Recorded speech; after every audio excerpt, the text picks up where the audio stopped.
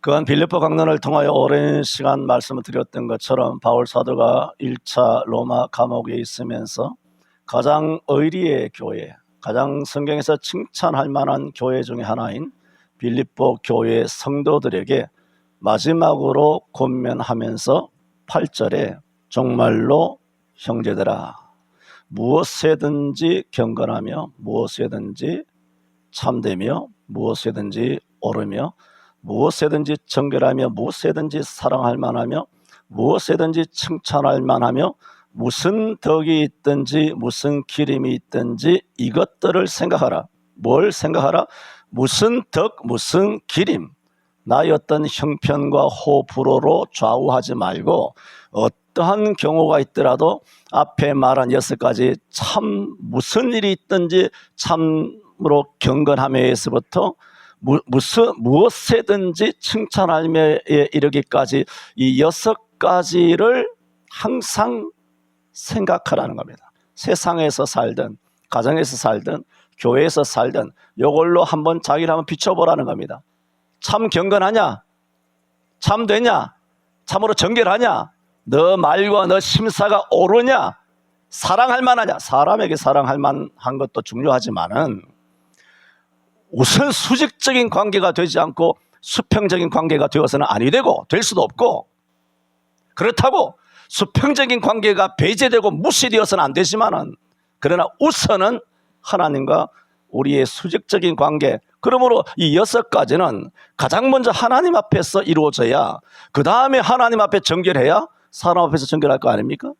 하나님 앞에 나와서 거짓되면서 나가서 사람들에게 입에 혀처럼 법 없이 사는 사람처럼, 그래서 세상의 소금처럼 세상의 빛처럼 산다면 거짓 아닌가요? 자기 부모에게는 불의하면서 나가서는 인심 좋은 사람으로 사는 사람, 자기 마누라는 마음대로 대하면서 나가서 세상 모든 여자들한테는 다 아주 매력적인 남자로 그렇게 비춰지는 것과 무엇이 다르냐는 말입니다. 이중적이죠. 그래서 바울 사도는 이것들을 생각하라고 말하면서 마지막 9절에 이 8절만이 아니잖아요. 우리가 빌립보 1장부터 지금 1년 몇 개월 동안 지금 계속 지내오고 있는데 수많은 가르침을 압축한 것이 8절이란 말입니다. 그 8절을 통해서 마지막 9절에 모든 빌립보서에 주신 바울 사도를 통한 하나님의 그 권면의 생명의 말씀을 이렇게 말합니다. 너희는 내게 배웠잖아요. 그죠? 배운 사실이 많죠? 배우고 듣고 본 바. 이것은 이제 꼭 바울로부터도 들은 것만 아니라 한국 교회의 아름다운 전통, 수요 예배, 그전에 다 말씀드렸습니다. 지난 주일날. 이런 많은 것들 배우고 듣고 본 바가 있습니다. 그래서 지난번에 말씀드리기를 우리는 교회에서 많이 배웠어요. 어렸을 때부터 배우고, 맞죠? 교회 안에서 받고 듣고 본 많습니다. 이거는 한국 교인들의 장점이죠. 교회마다 다 잘합니다. 근데 바울이 그 뒤에 뭐라고 했습니까? 행해야 한다는 거예요. 너희는 내게 배우고 받고 듣고 본 바를 어떻게 해라? 행하라는 겁니다. 그냥 한 귀로 듣고 한 귀로 말고 성경 많이 안다, 외웠다, 공부했다, 뭐 어떻다 저떻다, 이게 다 의미가 없는 거 아닙니까? 행하라는 것이죠. 행하라. 그것이 전제입니다. 조건입니다. 뭐라고? 그리하면. 이렇게 해야 배운다고 되는 것이 아니라, 받고 듣고 본다고 되는 것이 아니라, 공부를 많이 했다고 되는 것이 아니라, 실력이 있고 모태신학 주일학교 출신 목사 장로 권사라고 되는 것이 아니라, 직분으로 되는 것이 아니라 행하라는 겁니다. 그 조건이 만족이 되지 아니하면 안 됐는데, 그 조건이 만족이 되면 하나님도 약속했죠. 그리하면 하나님 내가 너희와 함께 하리라는 겁니다. 놀랍지 않습니까? 전능하신 하나님이 함께 하지 않습니까? 그러면서 이 하나님께서 당신을 뭐라고 소개하고 있다고 말씀드렸나요? 평강의 하나님이라. 그래 몇 주간 평강의 하나님이란 제목을 통해 말씀드리면서 지난 주일에는 창세기 1장 1절에 태초에 하나님이 천지를 창조하시니라, 하나님은 천지를 창조주 하나님이실 뿐만 아니라 2장 2절에 하나님께서 만드시던 것을 다 마치고 제1회째 안식하시니라 하심으로써 물리적인 세계만 만드신 하나님이 아니라 하나님이 전혀 안식할 이유도 사실은 필요도 없으신 신께서, 전능하신 신께서 안식을 하셨다는 이 사실은 안식일의 주인 되신 예수 그리스도를 통하여 우리에게 뭘 주신다? 참된 안식을 주시기 위한 하나의 메시지, 감추어져 있는 메시지. 그래서 구약의 안식일, 안식년, 희년, 아니면 모든 유월절, 오순절, 속죄절, 추수감사절, 이 모든 것이 다 누구를 나타냅니까? 다 예수 그리스도를 나타내지 않습니까? 구약의 기름을 부여받는 제사장이라든가 왕이라든가 선지자라든가, 여기서 왕, 선지자, 제사장 이 삼직을 유일하게 통합한 것이 구약에서 사무엘이라고도 말합니다만은 실제로 하나님이신 예수님이 이 삼직을 통합한 거 아닙니까?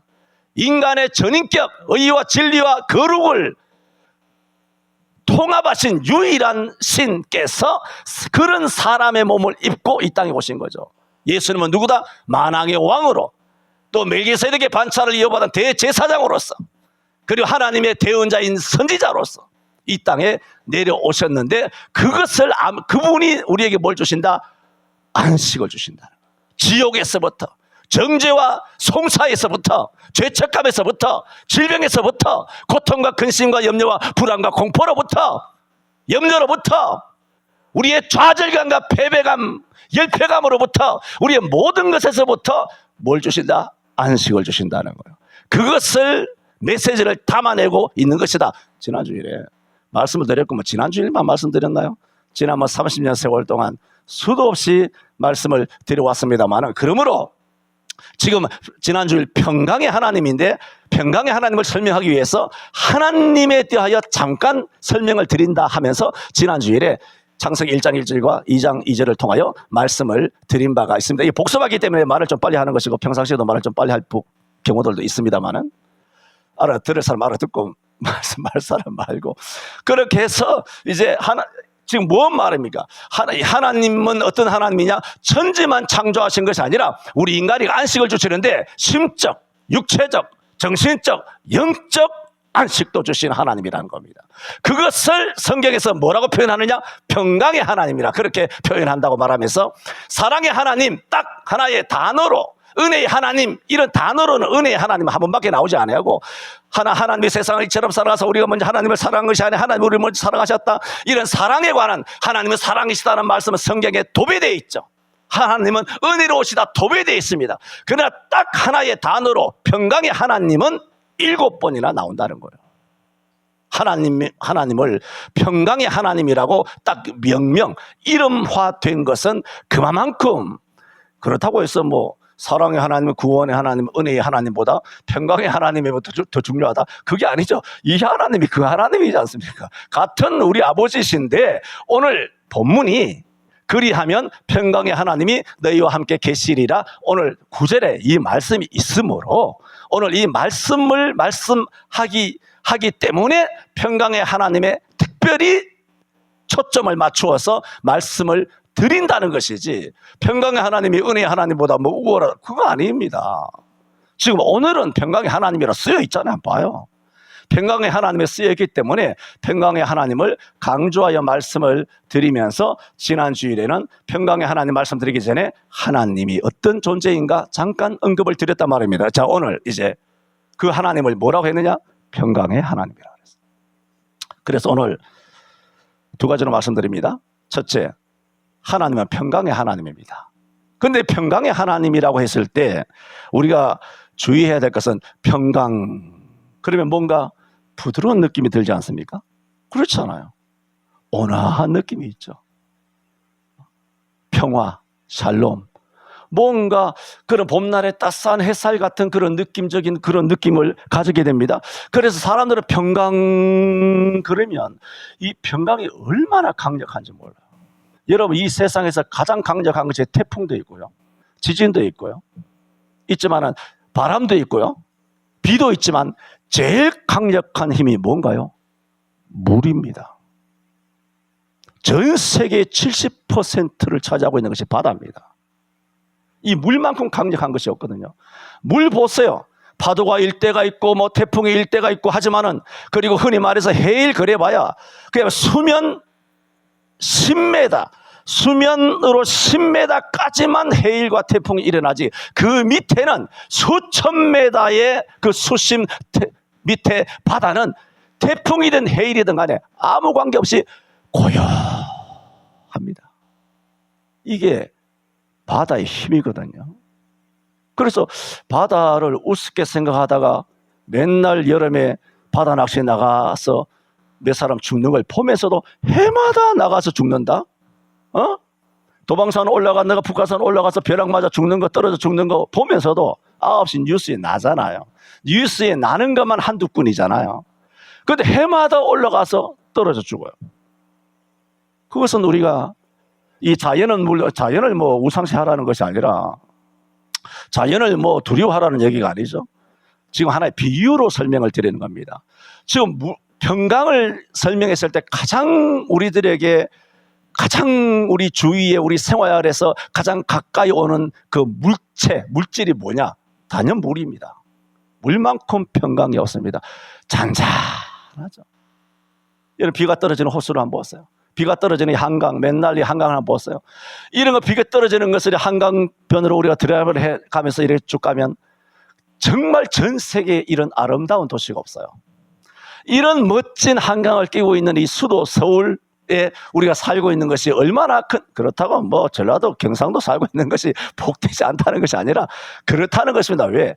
내가 왜 자꾸 이렇게 하면서 자꾸 이렇게 뭐 이것도 맞고 저것도 맞고 하냐면, 성도들은 뭐 이거 한마디 하면 또 뭐 혼자 안에서 자꾸 반박하거든.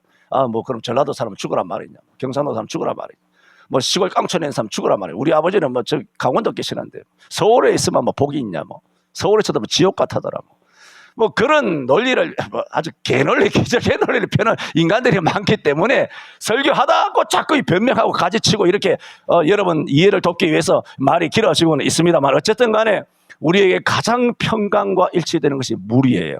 그래서 왜 사람이 쉽게 물에 빠지고 물에 가서 그래 노을이라고 하는 게 있지 않습니까? 무섭지 않습니까? 잔잔한데 그냥 바닷가에 바위에 올라가가지고 낚싯질 하다가 노을이 일면, 노을이라 그래, 노을이 일면 그 순간 뭐 거대한 파도가 덮쳐가지고 낚시꾼들을 한꺼번에 쓸어 내려가죠. 그 거센 파도 저게 순식간에 일어나죠. 그래서 우리는 이래 평강이라 그러면 그냥 수면, 그냥 평온한 그런 물 같은 느낌을 가지기 때문에 이것이 얼마나 무서울 만큼 강력한 힘인가를 간구하고 있다는 겁니다. 여러분에게 평강의 하나님에 대해서 첫 번째 말씀을 드리면서, 평강의 하나님이란 뜻이 뭐냐 하면 하나님은 힘이시다, 그런 뜻이에요. 이런 어마어마한 힘을 갖고 계신 이가 어떻게 하시느냐? 우리가 배우고 받고 듣고 본 바를 행하면 그때서 강력한 힘을 가진 평강의 하나님이 우리 가운데 계신다는 거예요. 잠언 16장 32절에 노하기를 더디하는 자는 용사보다 낫고 자기 마음을 다스리는 자는 성을 빼앗는 자보다 나으니라 그랬어요. 다시 한번, 노하기를 더디하는 자, 이게 뭐죠? 마음을 다스리는 거 아닙니까? 마음을 다스리거든요. 그래서 성경이 말하는 것은 뭐냐?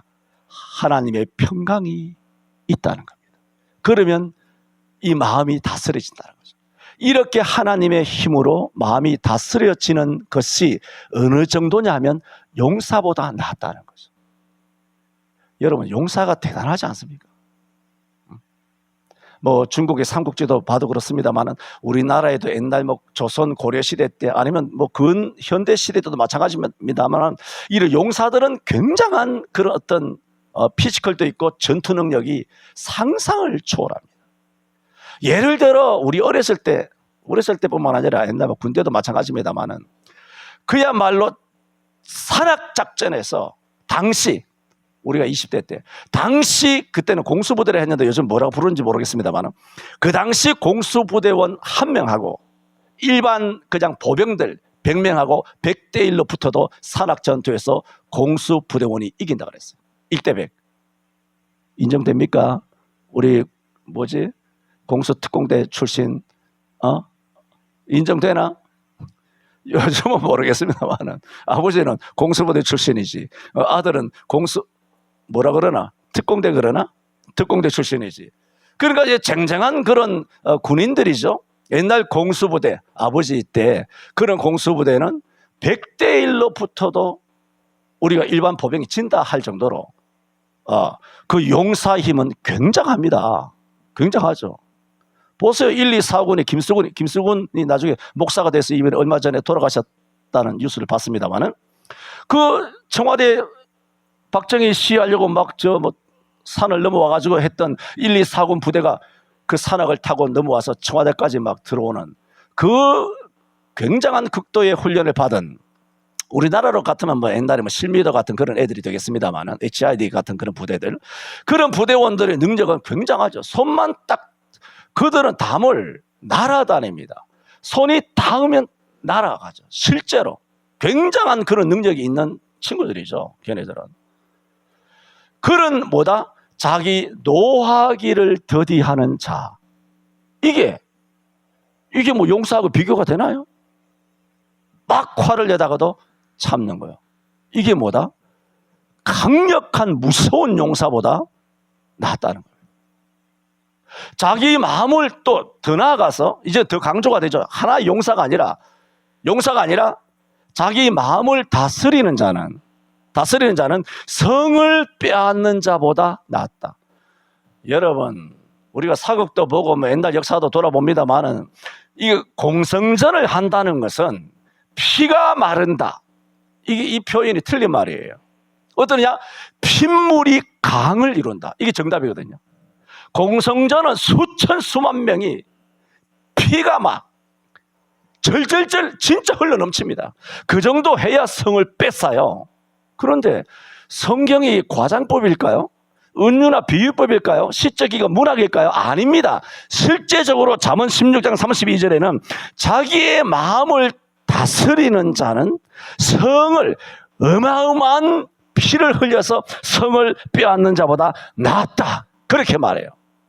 이게 무슨 말입니까? 사람의 마음을 다스리는 그 힘은 사람을 다스리고 성을 안 내고 자기 마음을 다스리는 데 소용되는 힘은 하나의 성을 빼앗는 데 들어가는 힘보다 더 강력한 힘이 소요된다는 거예요.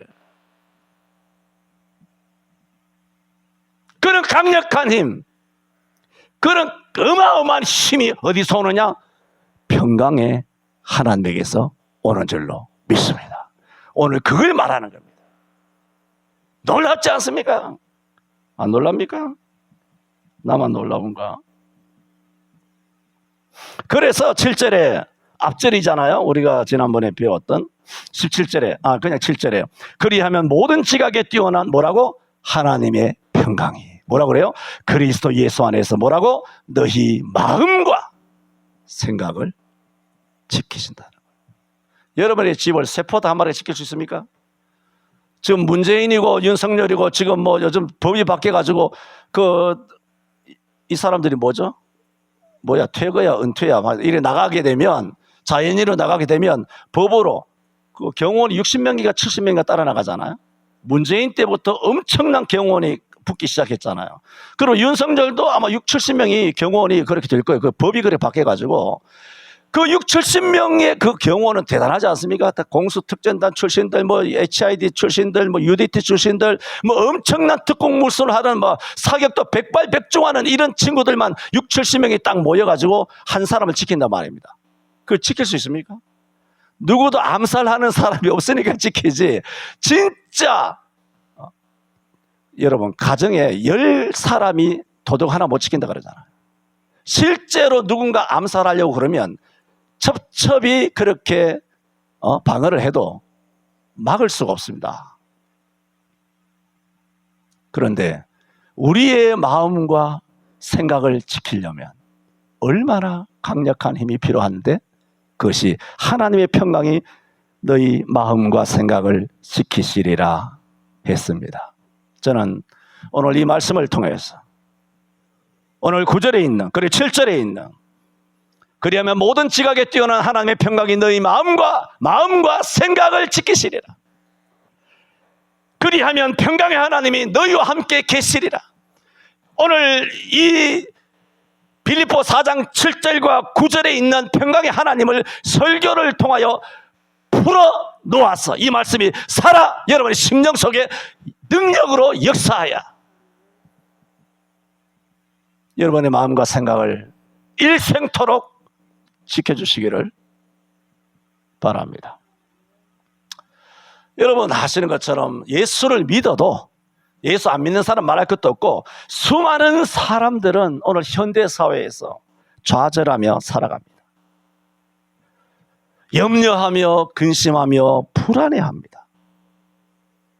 잠언 14장 13절에 보면은 사람은 웃을 때에도 마음에 슬픔이 있고 그렇잖아요. 그래서 저는 가끔, 그리고 자주 집사람하고 왔다 갔다 하면서 여보 88도로 막히는 거 봐. 온갖 간선도로, 자동차 전용도로 다 요즘 좋은 차 타고 선진국이기 때문에 다 잘 나간다고 다 그렇게 살지 않습니까? 보란 듯이. 요즘 점심 한 끼 그냥 3만 원, 4만 원 지르는 거는 이건 아무것도 아니거든요. 막 그렇게 그 정도로 할 정도로 우리나라가 잘 살고 있어요. 그러나 집사람한테 그런 얘기를 합니다. 여보, 이 사람들이 겉으로는 삐까뻔쩍하게 정말 선진국 시민으로 이렇게 민도 있는 대한민국 백성으로 수도 서울 사람으로 살아가고 있지만 이 사람들 하나하나가 얼마나 불쌍한 사람들인 줄 아니? 잠언 14장 13절. 웃음 끝에도 슬픔이 있습니다. 사람들이 막 직장에서 막 웃지 않습니까? 그러나 실제로 그 사람의 가정사, 개인사, 신앙사, 부모와의 관계, 형제와의 관계, 친구와의 관계, 아니면 옛날에 학교에서 학창 시절들, 10대, 20대, 아니면 군에서의 삶, 직장 삶, 상하관계, 인간관계의 그런 갈등과 고통, 그런 거를 다 나오면 다 웃고 잘 먹고 잘 사는 것처럼 그렇게 겉으로 비춰지고, 인스타든 뭐든 나저 해외 여행 간 거, 맛집 간 거, 그것만 다 사진 찍어서 잔뜩 올려놓고 나 이만큼 행복하다라고 하지만 그만큼 그 사람의 웃음 이후에는 잠언 14장 13절에는 슬픔이 있는 겁니다. 누가 한 말입니까? 내 말이 아니잖아요. 하나님이 한 말인데, 아이고 주여, 다른 사람이 다 우리를 다 주를 버리고 도망하리라 주님 말씀하셨지만은 우리는 죽어도 도망하지 않겠습니다. 주님의 말씀에 반박하던 베드로처럼 저는 웃음 끝에도 슬픔이 없습니다 라고 잠언 14장 13절 말씀을 반박한다라면 여러분은 하나님의 말씀을 반박하는 것입니다. 나의 철학을 이야기한 게 아니지 않습니까? 또 하시는 말씀이 즐거움의 끝에도 근심이 있느니라 그랬습니다. 사람은 그렇습니다. 그래서 특히 예수 믿지 않는 사람은 굉장히 잘 나가지 않습니까? 굉장히 출세하지 않습니까? 굉장히 행복하지 않습니까? 굉장한 기쁨이 있는 순간이 있죠. 살다 보면 예수 안 믿어도 기쁨이 있는 순간이 있습니다. 그러나 대부분 99% 그런 사람들에게 실제로 탁 깨놓고 정말 절친끼리 속에 있는 것을 다 이야기하게 되면 그 사람들은 100% 거의 두려워합니다. 뭘 두려워하는지 아십니까? 이 행복이 언제 깨어질지 몰라서, 이 출세의 가도가 언제 멈추어질지 모르는 본능적인 두려움 때문에 그들은 즐거움 끝에도 근심이 있느니라 하나님은 말씀하셨어요. 그래서 사람은 약합니다. 사람은 나약합니다. 나약하게 되면 육신도 병이 들고 육신이 병이 들면 하는 일도 실패하게 되고, 나약함은 자기의 능력을 다 발휘하지 못하게 할 뿐만 아니라 이렇게 나약하게 되면 자기의 능력을 다 발휘하지 못하게 되기 때문에 어떻게 되느냐? 하나님을 의지하지 않습니다. 여러분, 평강의 하나님이 힘을 주셨어. 하나님을 의지하는 힘 갖게 되기를 바랍니다. 사람은 아무리 나약해도 하나님은 의지하지 않습니다. 세상을 의지하고 다른 데서 도움을 얻으려고 합니다. 그 증상이 왜 그러냐? 약한 증상. 그게 뭘까요? 한마디로 기도입니다. 정말 하나님으로부터 힘을 받아서 강한 사람은 어떤 어려움이 있어도 가장 먼저 취하는 행동이 뭔지 아십니까? 무릎을 꿇습니다. 이야기할 게 없어. 나한테 와서 상담하지 마라 그러잖아요. 나도 내 먹고 살기 바쁘다고. 내 코가 석자인데, 나도 내 인생 상담 못하는데 나 찾아오지 말고 전능하신 하나님 앞에 기도하세요. 무릎을, 여러분 놀랍습니다. 하나님의 은혜는. 여러분이 이런저런 마음이 있어서 힘듦이 있어가지고 또 좌절함이 있어서 하나님의 도우심이 구하고 또 사람의 도움을 구하러 갈까, 이런 편법을 쓰려고 하는 그런 장기를 부릴 때도 많이 있어요. 우리가 그럴 때 그런 행동을 취하기 전에 두 손 들고 그 자리에 한번 무릎을 꿇어보세요. 신기합니다. 귀로만 듣지 말고 실제로 한번 꿇어보세요. 꿇는 순간 어떻게 되는지 아십니까? 성령께서 임하세요. 여러분 속에 계시는 성령께서 움직이기 시작해요. 움직이기 시작하면서 우리의 눈시울이 뜨거워지고 울음도 나오지 않죠. 쿡 하고 주님 앞에 쓰러집니다. 뭐 할 때? 주님을 의지할 때. 그게 어떤 힘인가요? 평강의 하나님입니다. 그렇지 않으면 세상으로 나갑니다. 술 먹고 힘을 내고, 술 먹고 스트레스 풀고, 술 먹고 인간관계 엎어버리고, 또 동해안 가고 서해안 가고 해외여행 가고, 간다고 되나? 가지 말라는 게 아니라 간다고 되냐고. 그렇게 될 것 같으면 이 고난 중간에 필요 없죠. 예수가 필요 없죠. 하나님 필요 없죠. 평강의 하나님 필요 없죠. 기도도 필요 없죠. 교회도 예수도 신앙도 믿음도 성경도 다 필요 없는 거 아닙니까?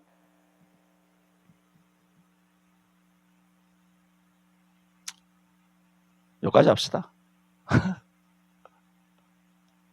드렸는데 여기까지 합시다. 너희는 내게 배우고 받고 듣고 본 바를 어떻게 하라? 행하라. 하나님이 조건을 내거신 겁니다. 그리하면 평강의 하나님이 너희와 함께 계시리라. 마태복음 28장 20절도 마지막 절이지 않습니까? 볼지어다 내가 너희와 함께 세상 끝날까지 항상 함께 하리라.